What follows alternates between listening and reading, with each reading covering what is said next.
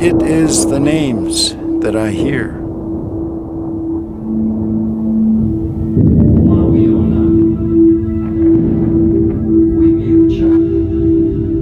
Always the names. When the monsoons begin, I hear the thunder.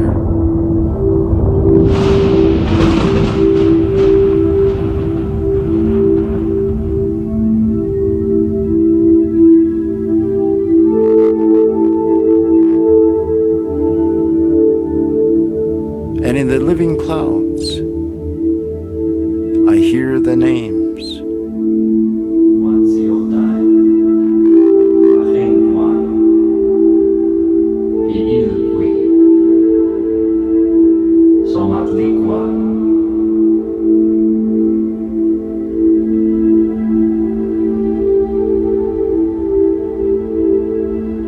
In a language no longer heard, no longer spoken, no longer thought.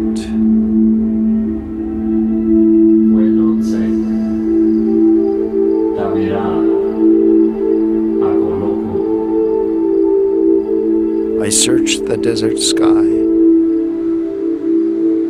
I seek wisdom in the stones.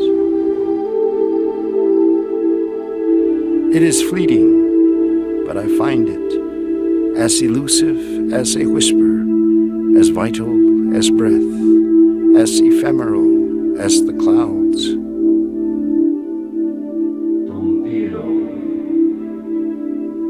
And there shall be signs in the sun, and in the moon, and in the stars, and upon the earth distress of nations with perplexity. For the powers of heaven shall be shaken, and then shall they see the Son of Man coming in a cloud with power and great glory. And when these things begin to come to pass, then look up and lift up your heads, for your redemption draweth nigh.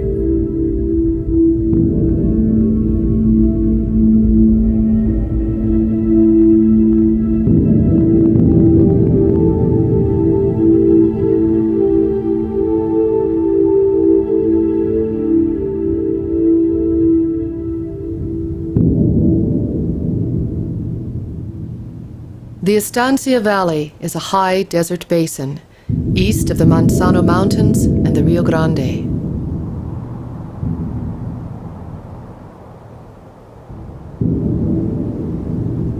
Mesas studded with piñón and juniper descend to the limitless expanse of the eastern plains.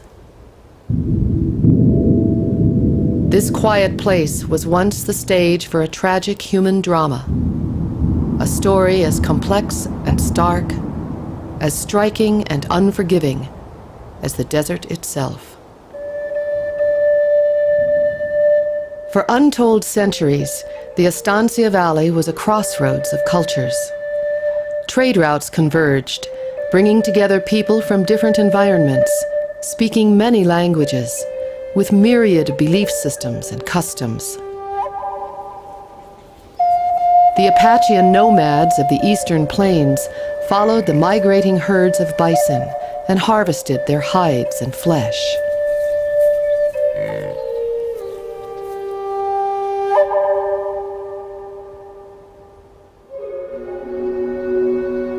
River basin farmers west of Abo Pass brought new artistic traditions and other cultural behaviors.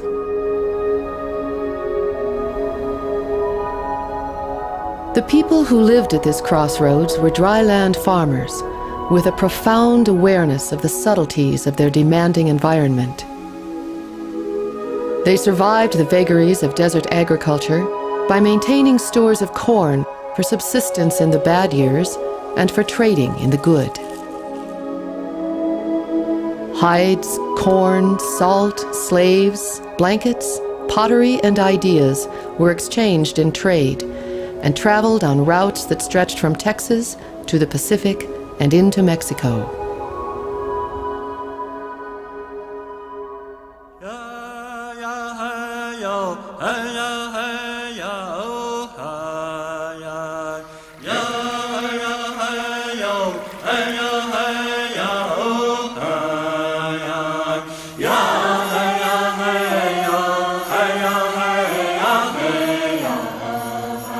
The Pueblo people led a highly developed spiritual life.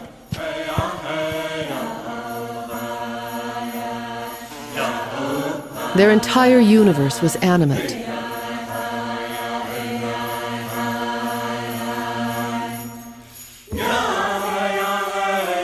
Night and day, stars and earth, wind, clouds, trees, corn, stones. All were alive and sentient. The cosmos was an infinite cycle, with each element, human and non-human, dependent on the others in an intricate dance of reciprocity. A near total subordination of the individual to the will of those other elements had an all-important goal: harmony in the natural world, upon which all life depended. Elaborate and sophisticated rituals were necessary to ensure this harmony, this balance in the universe. In dances, pounding feet kept time with the heartbeat of the Earth Mother. The headdresses touched the clouds in Father Sky, and the tension and energy between these two complementary, creative forces commingled in the dancer's body.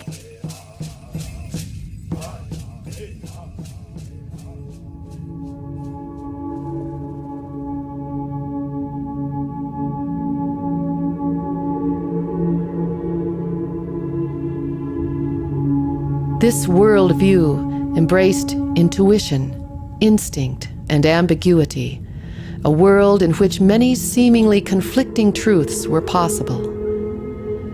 Death to the Pueblo was not an end to life, merely one indistinguishable point on an endless continuum. A moment when the breath and energies of an individual returned whence they came, to the primal essence of the universe, the very dust and matter of creation.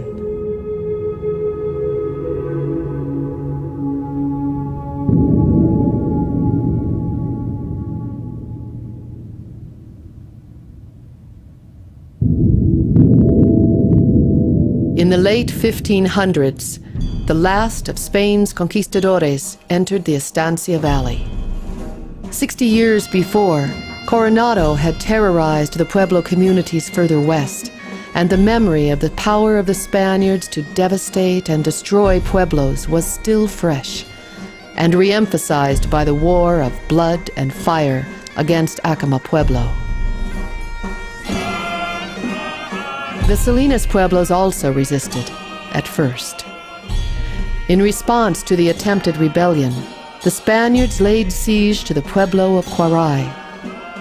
The vicious fighting raged through the streets, and the Pueblo was burned and leveled. This dramatic display of brute force had its desired effect.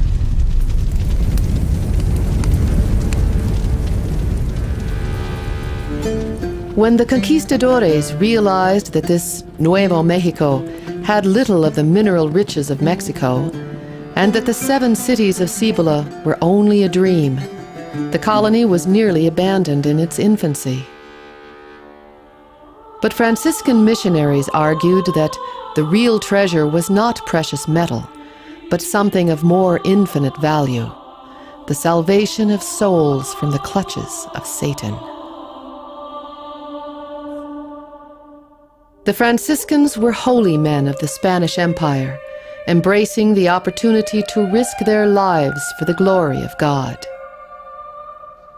From the Gospel of Matthew came the inspiration: "And as ye go, preach, saying, the kingdom of heaven is at hand. Heal the sick, cleanse the lepers, raise the dead, cast out devils." There were even some striking similarities between the Franciscan and Pueblo worldviews. St. Francis of Assisi had founded a brotherhood based on humility, on devotion to the welfare of others, on deeply felt spiritualism, and a love of the natural world.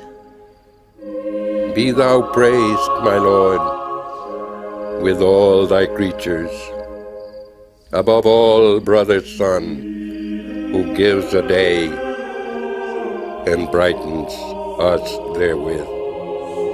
Be thou praised, my Lord, of sister moon and the stars.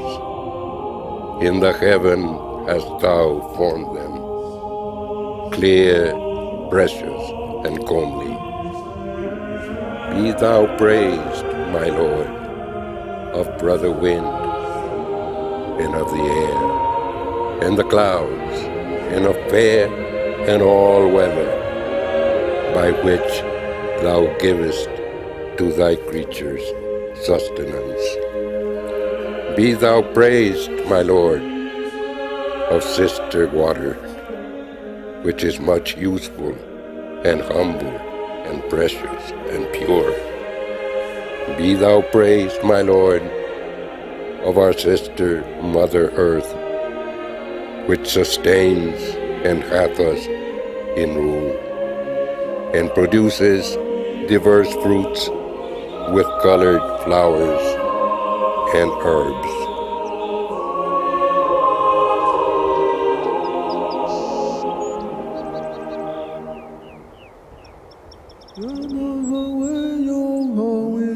Our mother the earth, our father the sky, weave for us a garment of brightness.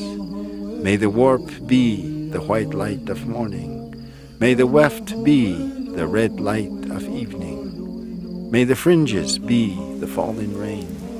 May the border be the standing rainbow. Weave for us a garment of brightness, that we may walk fittingly where birds sing, that we may walk fittingly where grass is green.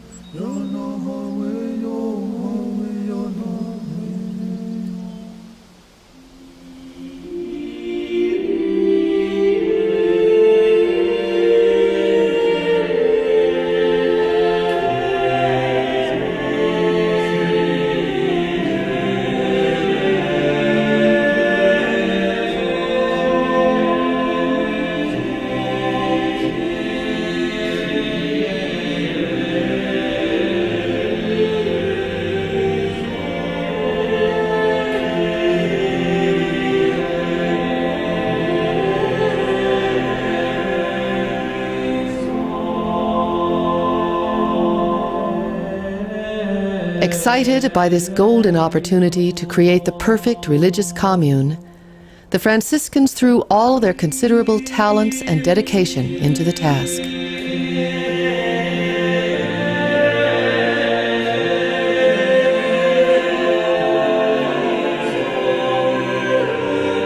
On the distant edge of the empire, the Franciscans accomplished startling feats of architecture,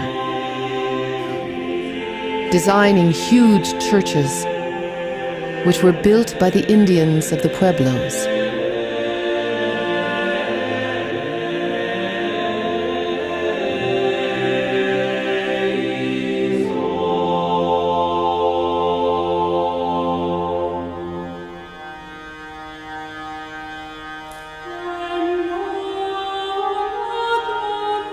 Far from rude frontier churches, the missions of Salinas were elaborately decorated with precious objects and artwork shipped up the Camino Real from Mexico City.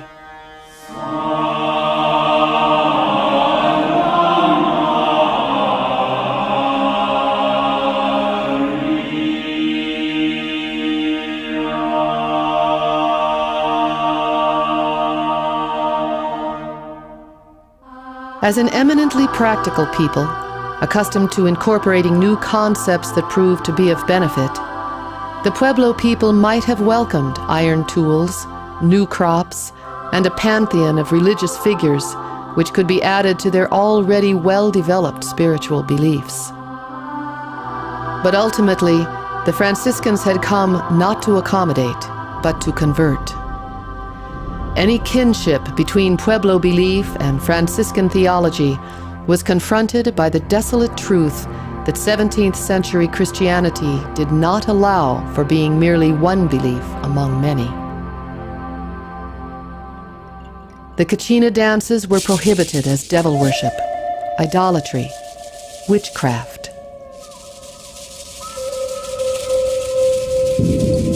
Pueblo religious leaders were referred to as sorcerers and ministers of hell.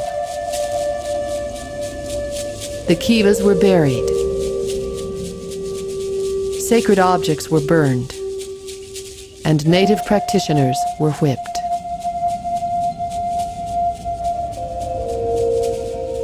The Indians all assist in a body in the building of the churches, with all goodwill, as can be seen by the many we have built, all spacious and neat.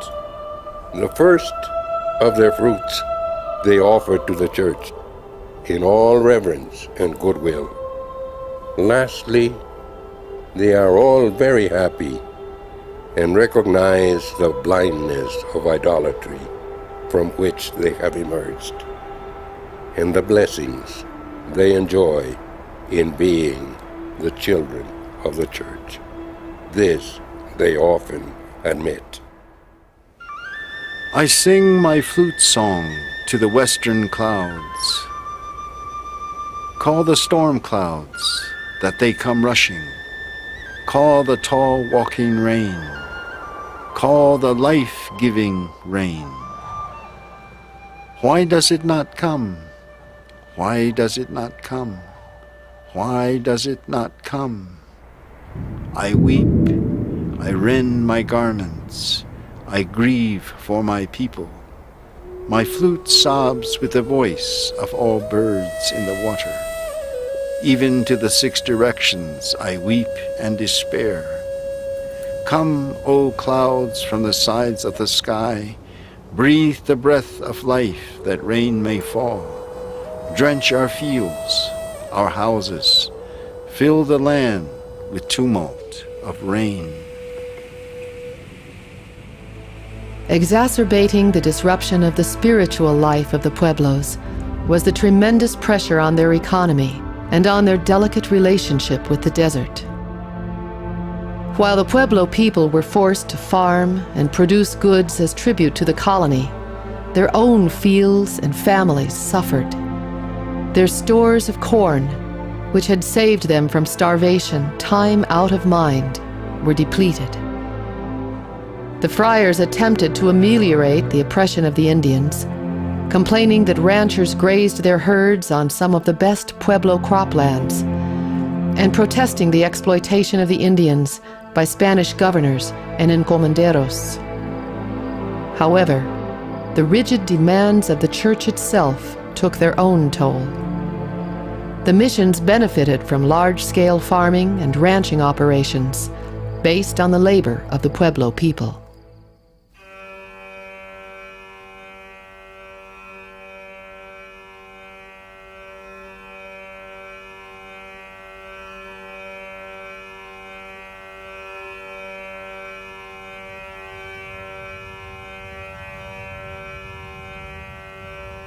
Then the earth itself seemed to rebel with a series of calamities. Drought struck the province, accompanied by crop failure, devastating epidemics, and famine. One year, 450 Indians died of hunger at the Pueblo of Las Humanas alone. The world of the people of the Salinas Pueblos was on the verge of collapse, while the friars and the civil authorities engaged in a vicious struggle for supremacy. A trusted Tompiro leader from Abo plotted rebellion, but was discovered and executed. The Eastern Plains Apache, formerly trading partners, now the targets of Spanish slave raids, began attacking the missions and pueblos in retaliation.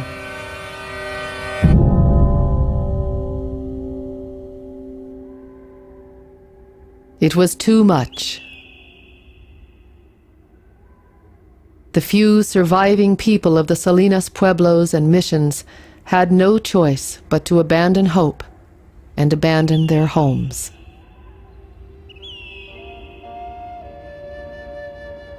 It is easy to forget, in the dust and haze of time and distance, that the people who once lived here led lives as intense, as immediate, as beautiful as our own.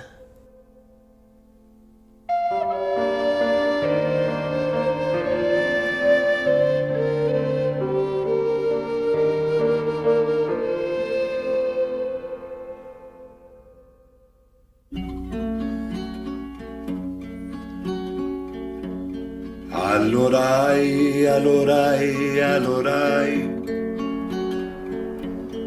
Vinieron los españoles con soldados y los frailes a conquistar los pueblos de las Salinas en el nombre de Jesucristo.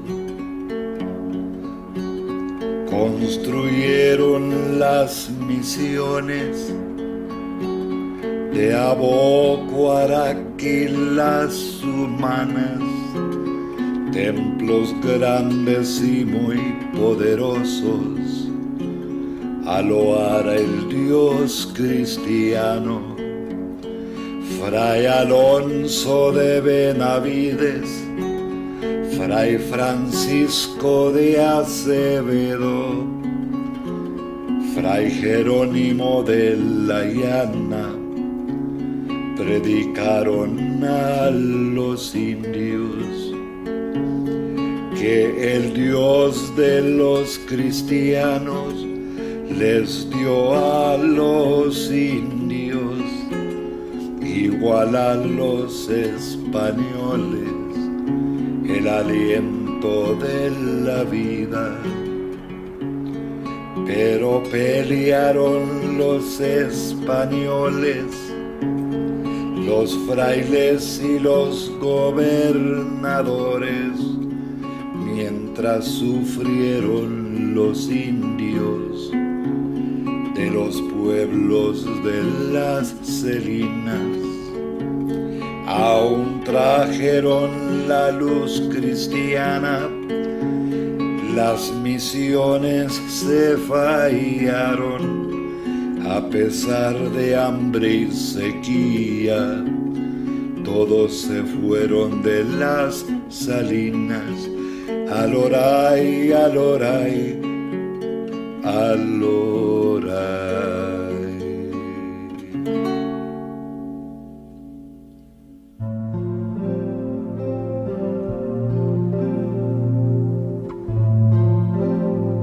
The refugees scattered, some to Galisteo and then to the Hopi Mesas.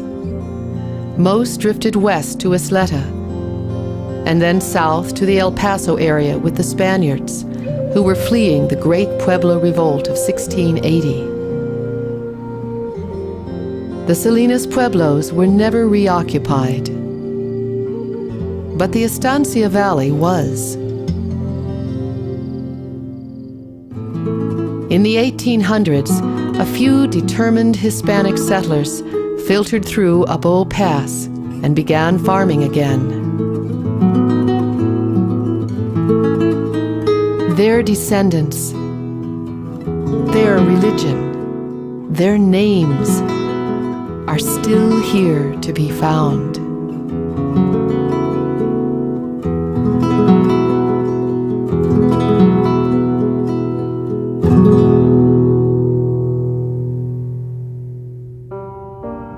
Pueblo people say the story of the Salinas Pueblos and missions is like a cloud, forming, growing, dissipating, and originating once again.